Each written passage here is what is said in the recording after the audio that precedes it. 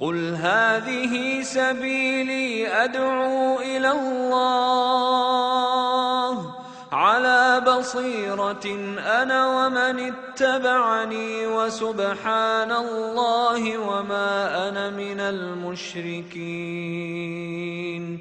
من فوق جبل عرفات والذكر والدعوات والدمع في الصلوات، من فوق جبل عرفات جنب الحرم والبيت يا ربنا لبيت.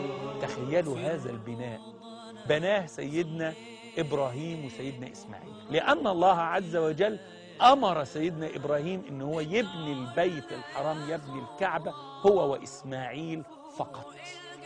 سيدنا إبراهيم بدأ يبني لغاية ما ارتفع البناء، فسيدنا إبراهيم ما هوش طايل يبني، فجاء إسماعيل بحجر ووضعوا عمله يعني علاه عشان سيدنا إبراهيم يقف فوقيه ويبني الكعبة. فإذا بهذا الحجر يسيح من تحت رجلين سيدنا إبراهيم، ورجلين سيدنا إبراهيم تعلم في هذا الحجر. هذا الحجر هو مقام سيدنا إبراهيم.